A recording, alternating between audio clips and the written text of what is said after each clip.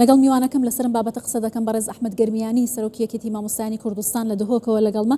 مامۆستا ئەحمەد سپاس کە لەگەڵ کوردستان 24 پیرۆزەم ڕۆژە لە جەنابەت وە سەرجە مامۆستایانی کوردستان.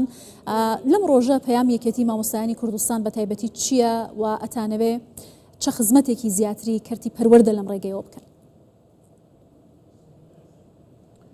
سڵاو ڕێزم بۆ هەموو لایەکەیە پیرۆزبایی لە سەرجەم مامۆستایانی کوردستان دەکەم. ئەمڕۆ ڕۆژی جیهانی مامۆستایانە و سبەی 6 تشرینی یەکەم جەژنی مامۆستایانی کوردستانە.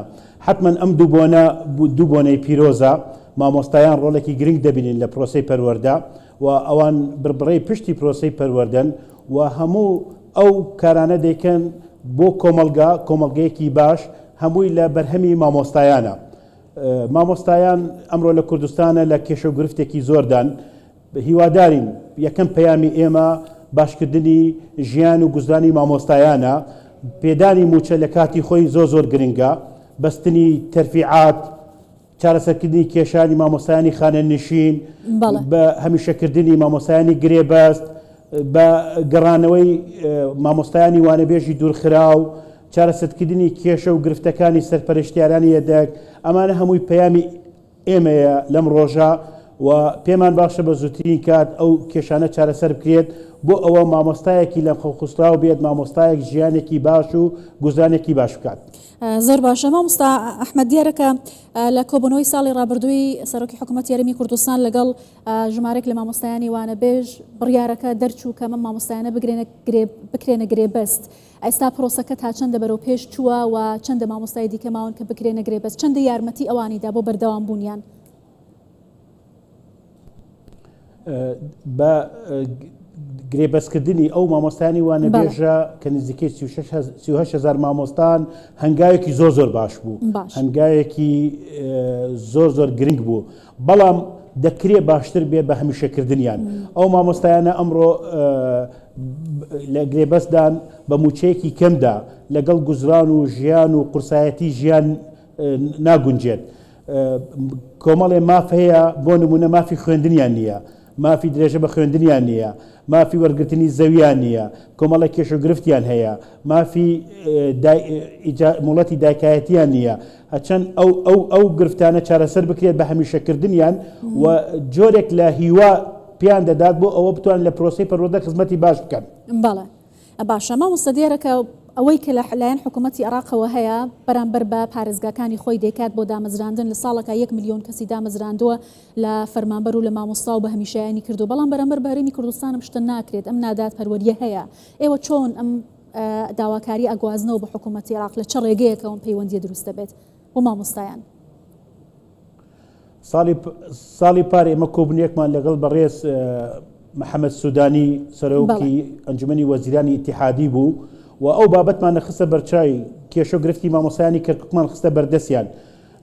وتم 350,000 مامۆستا دامەزراندووە، ئەگەر لە سەدە دەیش کوردستانی بگردایەتەوە 35,000 مامۆستا دامەزراندا.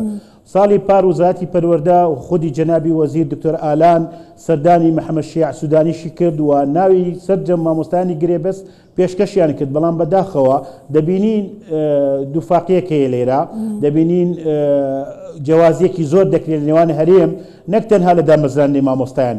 2000 قوتابخانە پرۆژەی سینی پێڵێن پشکی هەرێمی کوردستان لەو 2000 قوتابخانە دیاری نەکرا بەداخەوە و تەنانەت تەرفیعاتی مامۆستایان ئەمڕۆ لە عێراقا لەلایەنی عێراقۆ ڕاوەستاوە هین هەرێمی کوردستان. ئەمانە هەموو کێشە و گرفتە دەبێت ئیش لەسەری بکەین بە هەمەهەنگی لەگەڵ وزارەتی پەروەردەی هەرێمی کوردستان، هەروەها خوری ئایندەی پەرلەمانی عێراق ئەو بەڕێزانە دەڕۆن بۆ ئەوەیە دەبێت هەمەهەنگێکی تەواو بێت بۆ ئەو کێشانە چارەسەر بێت. باشە مامۆستا ئەحمەد گەرمیانی، بۆ هاوتاکردنی موچەی مامۆستایان بە تایبەتی شاندێک چوە بەغدا ئەوان گفتگۆیان کرد لەبارەی بابەتە بەکوێ گەیشتایە توانرا نەتیجەیەک ئەنجامێکی باشی هەبێت؟ لە کاتی ڕاگەیاندنی گۆڕینی دەرماڵەی مامۆستایان لە عێراق لە 150 بۆ 300,000 دینار شاندێک یەکێتی مامۆستایانی کوردستان سەردانی شاری بەغدای کرد.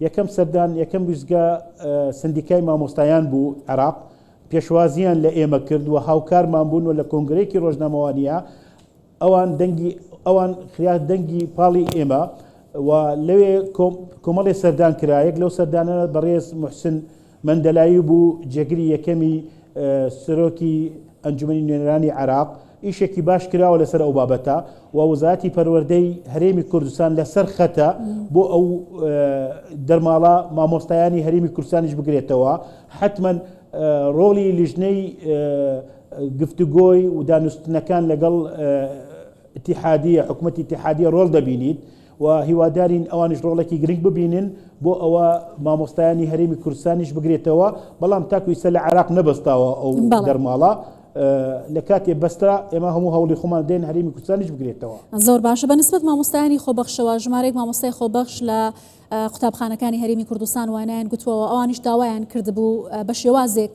ئیتر مافەکانیان بدرێت یا بەوانە بێژ یا بەگرێ بەستی دابمەزرێن. ئایا کارتان لەسەر بابەتانە کردو بۆ مامۆستایانی خۆبەخش؟ نزیکەی 2800 مامۆستای وانە بێژمان هەیە کە دوور خراوێتەوە ئەوەنە کە پێڵێنن خۆبەخش.